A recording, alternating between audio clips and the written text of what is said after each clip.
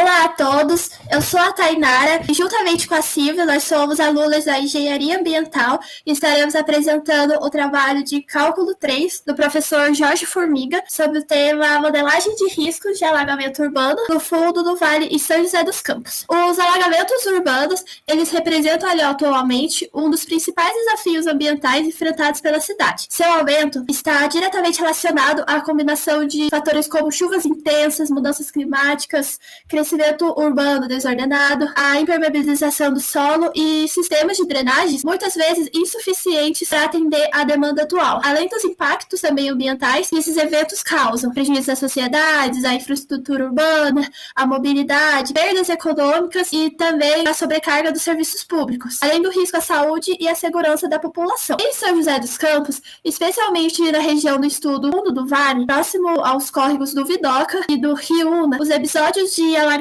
nessa região ocorrem com frequência, principalmente durante os períodos de chuvas que são mais intensas no verão. Por isso, compreender esses fatores que influenciam esses eventos torna-se fundamental para o planejamento urbano e a adoção de medidas preventivas. Como mostra na figura onde vai ser estudado, diante desse cenário, esse estudo vai estar propondo a utilização de um modelo matemático para analisar os riscos de alagamento dessa região, relacionado à distribuição da precipitação e as características topográficas desse terreno, que a partir dessa abordagem, buscará se identificar as áreas mais suscetíveis ao acúmulo de água e também contribuir para a compreensão do problema, auxiliando em planejamento de soluções voltadas à redução dos impactos causados pelos alagamentos urbanos. A construção do modelo matemático relaciona a precipitação e a altitude do terreno, também considera as coordenadas espaciais x e y, onde vai ter a fórmula do índice do acúmulo de água, que quanto maior a chuva e menor a altitude, vai estar sendo maior o risco de alagamento na região,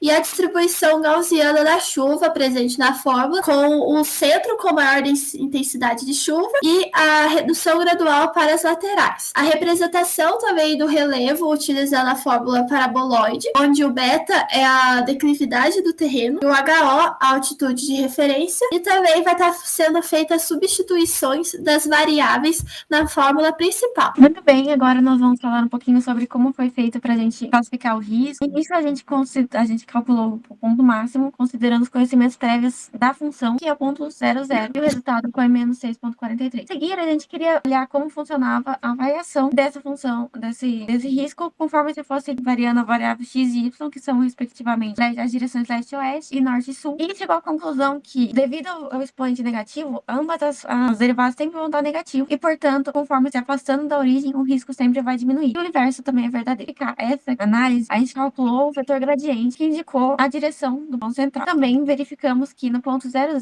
para a gente verificar como que ia funcionar, o vetor gradiente foi zero. Portanto, na origem, ele é um vetor gradiente nulo. Para a gente verificar isso, pode significar que esse ponto, o ponto 00, é um ponto máximo, mínimo ou ponto de céu.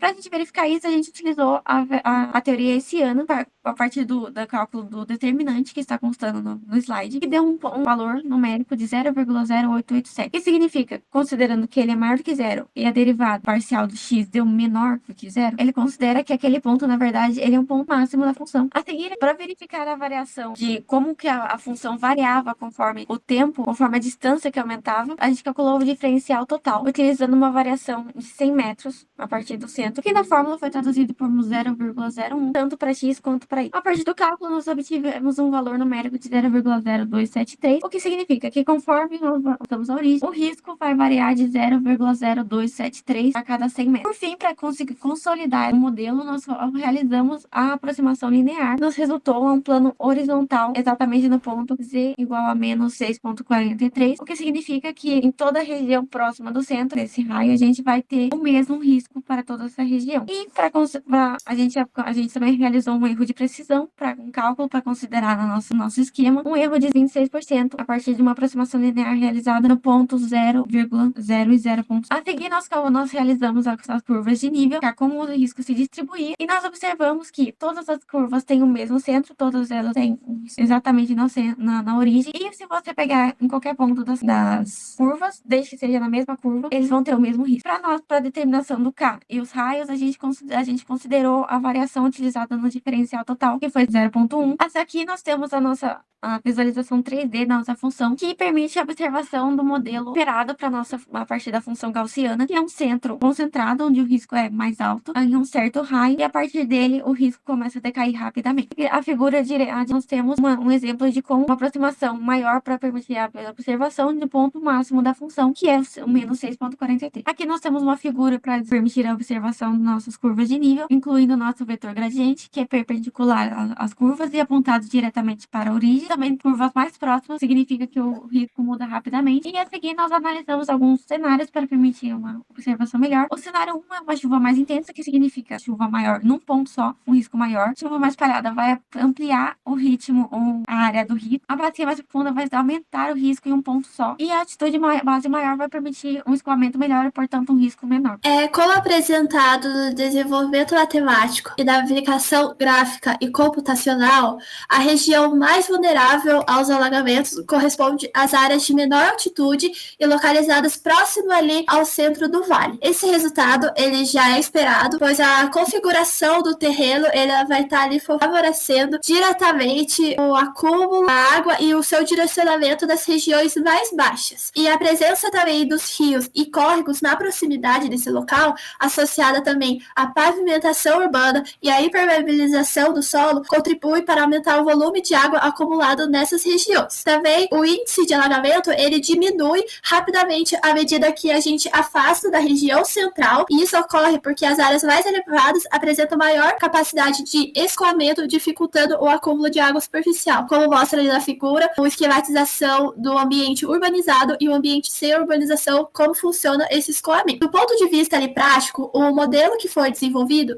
ele pode ser utilizado como uma ferramenta ali de apoio para o planejamento tanto urbano quanto ambiental, e entre suas possíveis ali aplicação estão as delimitações das áreas de risco, o planejamento de obras de drenagem, a elaboração de mapas de vulnerabilidade e a implementação também de sistemas de alertas para enchentes, já que nessa região de estudo ela não há essa implementação desse sistema. É importante destacar que algumas limitações do estudo, o modelo ele não considera fatores como a infiltração da água no solo, a presença de sistemas de drenagem, já que esse local não tem mesmo, a variação espacial mais complexa do relevo, e dessa forma os estudos eles resultam e devem ser interpretados como uma aproximação da realidade, como mencionado pela Silvia, que a gente deu um erro de 26%, podendo ocorrer uma superestimação dos riscos em algumas situações. E apesar dessas limitações, os resultados ali obtidos foram consistentes com o registro histórico de alagamentos observados na região do fundo do vale, ali em São José dos Campos.